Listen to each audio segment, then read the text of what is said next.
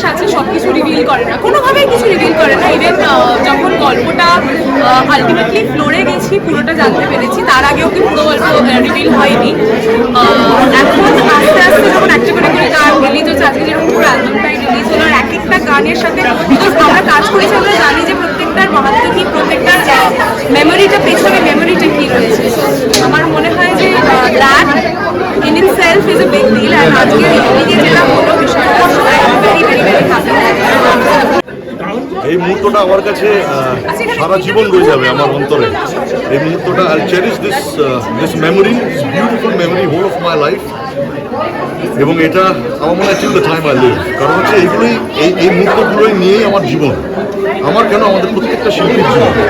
আর আমার মনে হয় ঈশ্বর, একটা কথা আছে না যে surprises come with beautiful surprises come like a surprise obviously.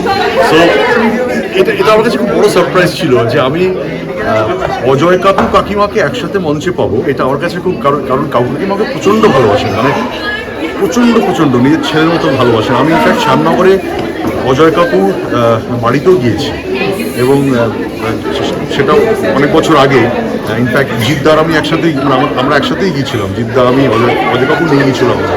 তো সেই স্মৃতিটা এখন আমার ভিতরে এখন মানে সাংঘাতিক একটা প্রাণবন্ত স্মৃতি। তো এইটা একটা বড় পাওয়া। তারপরে আমরা যারা সবাই বন্ধু বান্ধব, মানে প্রত্যেকে একসাথে মঞ্চে, কোয়েল থেকে শুরু করে গৌরব, প্রত্যেকে মানে আমরা মানে সবাই যে একসাথে এই মোমেন্টটাকে সেলিব্রেট করলাম, we live this moment together. This is itself an indication from the cosmos that Nitin একটি ফুলের সন্ধানে is going to be loved and cherished by all my audience. আমি সুপার ডুপার এক্সাইটেড, কারণ আমি কোনো প্রমোশনেই থাকতে পারিনি কাজের চাপে। এই প্রথম প্রমোশনে এসেছি এবং যে ভাইবটা দেখলাম, আমি এই যে স্টুডেন্টদের কথা বলবো, ফ্যাকাল্টিদের কথা বলবো, এবং সমস্ত মানুষ যারা ছিল এই মুহূর্তে আমাদের কাস্ট অ্যান্ড গ্রুপ, সবাই একদম আমরা চার্জ আপ হয়ে রয়েছি। এবং দেখো, নিতিন একটা প্রথম ফিমেল ডিটেকটিভ, মানে এই যে মেয়ে ডিটেকটিভ হতে পারে, এটা তো আমরা সবসময় পুরুষদেরকে এগিয়ে রাখি।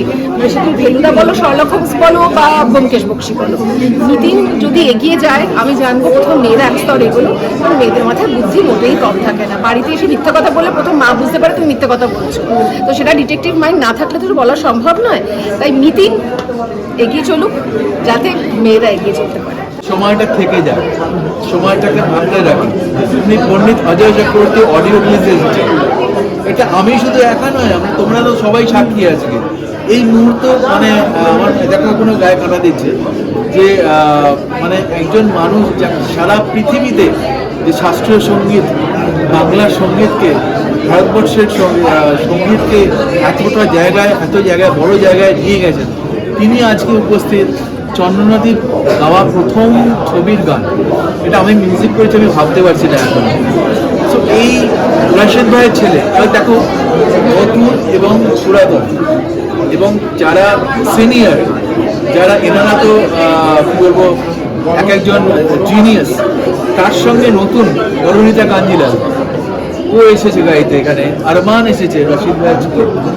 রশিদ ভাইয়ের সঙ্গে কত কাজ করেছি, সজনা এইসব গান, আমি আর চন্দ্রানী ওই গানটা লিখেছিলাম, সজনা আজকে রশিদ ভাইয়ের ছেলের জন্য কাজ করলাম। সো এই জিনিসগুলো না বলে বোঝাতে পারবো না। এখানে রূপম ইসলাম এখানে গান গেয়েছে, এখানে শিল্পারাও গান গেয়েছে।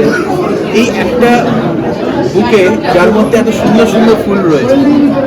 তো আমার বাড়িতে যখন বুকে আসে, আমার মনে হয় একটা সুখোক।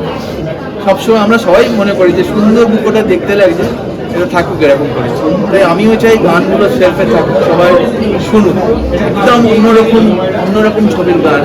এই ছবির গান আমি যখন বম্বেতে হামারি আদুরি কাহানি বা ওই সিটি লাইটস করেছিলাম, সুরানে কি বেজা, তোমরা সবাই শুনেছ, সেই ধরনের ফিল্ম, সেই ধরনের সাবজেক্ট, অন্য ধরনের।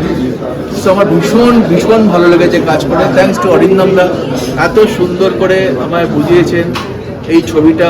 কিন্তু একটা ল্যান্ডমার্ক একটা ছবি হবে আমার মনে হয়। আগের দুটো পার্ট, তিনটে পার্ট যেটা রিলিজ হয়েছে, এটা তো অসাধারণ হয়েছিল, এটা অসাধারণ।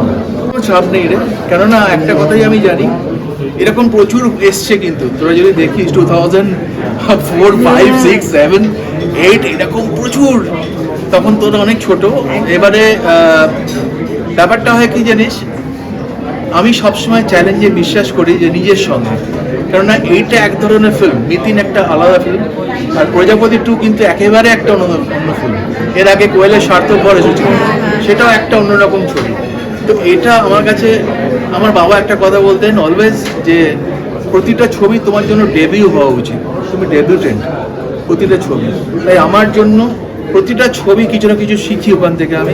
আমি ডেবিউটেন্ট, আমি মিতিনেরও ডেবিউটেন্ট ছবিটায়, আর আমি ওখানেও প্রজাপতির প্রতিও আমি ডেবিউটেন্ট, এটা মনে করে চলি, আর বাকিটা সব তোদের ওপরে।